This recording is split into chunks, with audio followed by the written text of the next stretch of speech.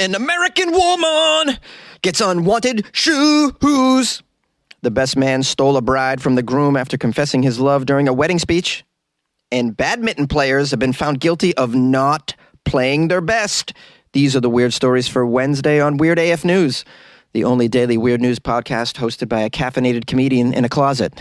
Yeah, that's very caffeinated comedian in a closet. The alliteration here is outstanding, isn't it? A lady keeps getting unwanted shoe deliveries. This is the second shoe-related story I've done in a week. I did that story about the thief that broke into a shoe store and took only left shoes.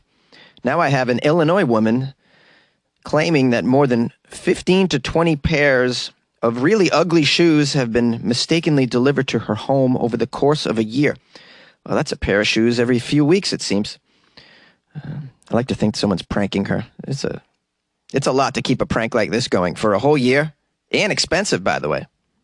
But when it comes to serious pranks, this could be very effective to mail somebody ugly shoes for a whole year, or shoes that are amazing and not their size. That might be even more annoying. Let's find out some more information.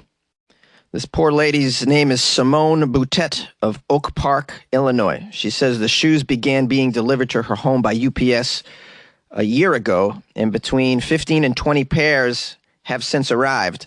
That's a pair every few weeks. That's a lot. Here's a quote from Simone. "The shoes are really funny, and unfortunately, they're really, really, really tacky. I'd say they're ugly." Poor Simone said she returned one box of shoes to a UPS store. "I explained the whole thing. The lady understood. She took the shoes back, and then 4 days later, they just came back in the mail to me. Those ugly shoes just arrived all over again." Simone said in a Facebook post that she determined after a January delivery that the shoes were apparently supposed to have been returned to Amazon by another customer. She did some research, apparently. Now, UPS officials were contacted. They say the shoes are supposed to be returned to an Amazon vendor in China. The vendor's return label only says the words Simone and an address on Elm Street in Chicago. This address is not a return center, so a UPS attempt to correct the address led them to an error, and it was being sent to Simone in Oak Park. That's strange. Okay, it sounds like their system is pretty stupid. UPS said a clerical error was to blame for the shoes arriving at Simone's house. The company said it would work with the vendor to get the return labels corrected. This means that people are returning shoes, and instead of them going back to the vendor in China, they're going to her home in Chicago. That just seems really very unproductive, I'd say. Simone says she's hoping the deliveries will stop, but she's not really sure. "I can't get it to stop, and it's really funny because of the shoes themselves. They're just hilarious. They're just not my style. I don't know who would wear these kinds of shoes. Like Rick James or somebody. And it won't stop. It doesn't stop. It's absurd. I know. It's an absurdity." Yes, Simone, it is most definitely an absurdity, which is why you've made Weird AF News. Because we love absurd stories here. Meanwhile, Simone, I suggest you sell these shoes on eBay. Or maybe Craigslist or something. Facebook Marketplace. There's many places you can sell ugly shoes. Or just create a whole business, a website, ugly shoes, and just sell these things. Make a little profit on the side. Why not? Yay! The best man steals the bride from the groom after confessing his love in his wedding speech. First comes love, then comes marriage, then comes the best man stealing your bride away from you. This is what happened at this wedding. Desiree White, age 32, who ultimately divorced her husband to marry her lifelong friend and the best man at her wedding, Bryant, after he confessed his undying love for her while toasting her nuptials to his then best friend. Here's a quote from Desiree. He said, "I remember the first moment I saw Desiree. I loved her. I fell in love with her. I knew she had to be mine. I thought she was the most beautiful person I've ever seen in my life." Desiree White is from Illinois. She told the media of Bryant's best man's speech during her matrimony. He said, "She's the best person I've ever met. I've never met anyone like her." Then I found out she had already had a boyfriend. I thought I needed to find out a way to get her, but then I met her well, now ex-husband, and we became friends. So this guy made friends with the dude and then stole her away. What a POS, guys. This is a piece of you-know-what. The identity of White's former spouse is unknown. They're not saying the poor groom's name. She and her ex sat side by side, it said, slack-jawed, as this guy Bryant poured out his heart in front of them and their 200 wedding guests. He did this at the wedding. Can you imagine? That's just so rude. You just ruin somebody's life, someone's day. All these people, you ruin their day too because, you know, there's a big to-do. A lot of production going into weddings. Last I checked, pretty expensive. People buying plates for a couple $100 a pop or more. They're all getting dressed up. Some of them had to get babysitters, maybe even fly to the damn wedding. And you did it in that moment? Wow, man. You're just a jerk. It says here, Brian then just said, I love you both. Congratulations. It ended there, she added, noting that her ears turned red with embarrassment after his admission. A wave of awkwardness then overcame the room. Desiree remembered. Everyone was kind of laughing, and then it got quiet. Yeah, it was just kind of quiet. Like, you know, when Chris Rock got slapped, it was kind of like that. She was admittedly confused by Bryant's confession, most notably due to the staunchly platonic nature of their years-long camaraderie. Those are some big words that basically mean due to the nature of their friendship. Bryant and I met each other in class at high school. I had a boyfriend at the time, and because of that, I really wasn't going to talk to other people. After showing him a picture of her then boyfriend, Bryant immediately recognized the guy as someone who shared the same lunch period as him. Oh, so this goes back to high school. The three formed a tight buddies bond shortly after. Bryant and my ex-husband became best friends, and because they were guys, they did a lot together. They did everything together. Yeah, meanwhile, he was plotting. This guy. I even set Bryant up on dates with other women so many times. I've been on double dates with him. I always tell people I wouldn't have ever dated the person he was then. He had a lot of growing up to do. I didn't really look at him in that way. Oh, but now you'll leave a guy on your wedding day for him? You're a jerk, too. Desiree vividly remembers the look of affection that Bryant expressed when he saw her adorned in her bridal garb on the morning she was about to tie the knot with his pal. On the wedding day, I walked into the living room right when I was done getting ready with my wedding dress on. My hair was done. Bryant came into my parents' house and froze and stared at me. I said, hi, hey, what's up? He said that I looked beautiful. I'd never had a moment of him looking at me like that. His adoring gaze. Still, Desiree proceeded on to her wedding and got married. Bryant, in turn, reportedly got drunk and then publicly professed his love for her at the reception. Later that evening, White shared a dance with him while her new hubby danced with her maid of honor. Wow, you guys did that? Desiree recalled that while boogieing with Bryant, he said, why didn't you ever give me a chance? I would have always taken care of you. You did that right on the dance floor while her groom was dancing with another lady? Wow. This guy deserves to get slapped in the face by Will Smith. But that was kind of a lame slap, to be honest with you. You got to give the guy a backhand. Like, that's a real, yeah, the backhand is the real good one.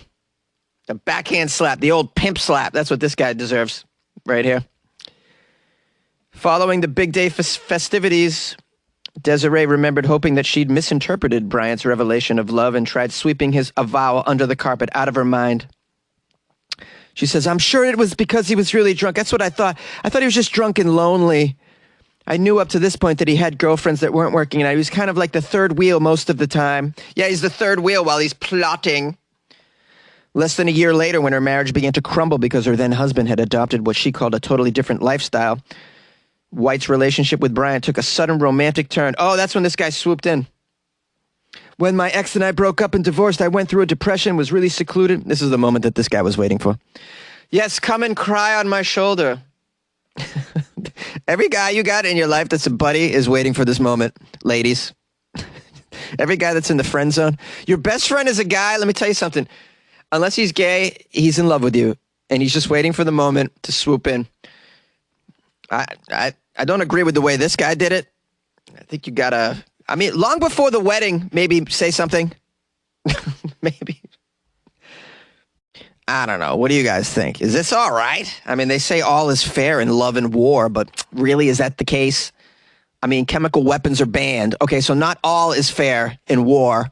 And there's some rules about love, too. Some lines you don't cross, in my opinion. This is one of them. Call my show, 646-450-2012. You like podcasts? You're listening to my podcast. Maybe you thought to yourself, I'd like to make a podcast. Too difficult. No, not with Anchor. Anchor has free creation tools that allow you to record and edit your podcast from your phone or your computer. Anchor distributes your podcast to Apple, Spotify, Stitcher, and more. They have advertising integration, so you can even make a little money off your podcast. Everything you need to make a podcast in one place. Download the free Anchor app or go to anchor.fm to get started. And good luck with your podcast. Good luck with your creation. Good luck with your life, man. Badminton players have been found guilty of not playing seriously. 4 Chinese professional badminton players are on probation for 2 whole years for failing to try their best to win a doubles match in 2018. The incident happened in the Fuzhou Open quarterfinals in China in November 2018. Then world-ranked number 2 pair Li Junhui and Liu Yu Chen were playing number 17 ranked He Ji Teng and Tan Qing. Tan Qing. Quang. I think I got that. Whew, that was hard. I could never be an announcer at a Chinese badminton sporting event. Okay. Danish players observing reported to the referee that the match wasn't being played seriously. Are they saying that these players threw the match on purpose? It says here the referee and the tournament manager intervened during the second game when he and Tan led 21-15, 7-11. The umpire and ref asked both teams to play their best. Come on, guys, play your best. Come on, everybody, get out there and try your best. After the intervention, the match noticeably increased in intensity and speed, and he and Tan won 21-15, 14-21, 21-19, but all 4 players were charged. Okay. In interviews the next month, the players denied any wrongdoing and spoke of their familiarity with each other's game. Li and Liu added that they were in bad physical shape after a long, mostly successful year. So, why is it a story now? Well, apparently there was a disciplinary hearing. Okay, which happened last month, at which tournament referee Pencho Stoyanov said he'd never seen an incident like it in his 14 career as a referee. All right, well, if this guy noticed something, then perhaps something is afoot. This guy's been a ref for 14 years. The Badminton World Federation revealed on Friday that the panel found these players guilty of failing to use their best efforts. That's the actual wording of it. Failing to use their best efforts. The players were each given 3-month bans, suspended for 2 years. They also have to forfeit their Fuzhou Open prize money of $12,000. And the other team had to forfeit theirs as well, which was $2,000. So both of these teams apparently were just screwing around, not taking it seriously.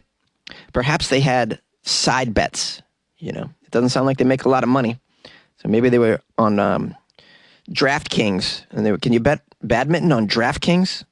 Can you bet Chinese badminton in Vegas? I'd be very surprised if you could. Although you can really bet on anything these days, probably turtle racing. It says here, Li retired in November after winning with Liu the Tokyo Olympics silver medal. Wow. And some other championships. This guy Li retired. This guy Li doesn't care. He's like, oh yeah, you're going to suspend me? I don't give a damn. I made a bunch of money on DraftKings. Well, this is pretty bad when Chinese badminton is getting scandalous. Who can you trust now? Look, when I'm going to watch badminton, I want everyone to try their best, okay? I didn't buy a ticket to a professional badminton match just to see him throw in the towel here. Of course, I've never been to a professional badminton tournament. I don't even know where you go to those. Do you got to go to Malaysia to see this stuff? There's badminton clubs out here in Southern California, but I don't know anything about it. There's also some curling clubs in the area, I noticed. And I'm thinking about taking a curling class just to see what it is, because it seems like a weird sport. All right, I've gone on a little bit of a tangent. Not too bad, though. We're talking about weird sports here. Y'all got a favorite weird sport like camel polo? I'd love to hear about it. Call the show. Badminton players not playing their best. The badminton players are not playing their best. Yeah. Did you guys get your teeth checked out this year yet? I just made a dental appointment. I like to go around my birthday, end of April. So just, friendly reminder to get your teeth checked, guys. You want to do that every 6 months in general. My insurance is pretty lame. It covers one a year, so I have to pay out of pocket the other one. But you just tell them you don't make very much money. They're cool about it. Just, I don't make very much. They're like, okay, give me $50. And then maybe not $50, but, they give you a deal. Anyways, I'm just trying to make your life better, Well, I say good luck with your life, but I also want to contribute to that good luck. Anyways, I'm out of my mind, clearly. What did I want to say? Oh, thanks for reaching out. I got some articles via Gmail. What's your Gmail, Jonesy? Good question. funnyjones at gmail.com. That's where it's at.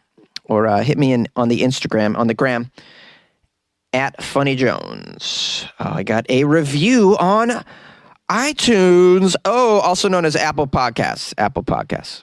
This is from 10P. Tenpea. 10P. Pretty cool name. He wrote, Jonesy is the best. 5 stars. Love the podcast, especially Florida Fridays. Jonesy is a great host. That was it. Very short and simple, but I loved all of it. The accolades therein are much appreciated. Thank you, 10P. Florida Fridays. Yeah, everybody digs the Florida Fridays. Florida Fridays is coming up, by the way, so maybe send me some Florida stories if you come across any. It's the end of the week. I could use a few. What else? Oh, if you'd like to support the show, tell a friend. Hey, tell a coworker. Tell a cellmate. Yeah, cellmates. Can you listen to podcasts in prison? I'm curious. Anybody in prison listening to Weird AF News, please reach out to me. I'll give you a big-time shout-out. Listening to Weird AF News in prison. Why wouldn't you? I'd be listening to podcasts if I could, if I was in prison. Be a lot of sit-ups, push-ups, pull-ups, and podcast listening. And I would write my memoir. Not that anyone wants that. I don't think anyone would read that. But it'd be fun to write my memoir. You got to say it like that, memoir. Makes you sound fancy and shit. All right, well, I love you very much, and I'm grateful that you were here with me today. We'll see you tomorrow.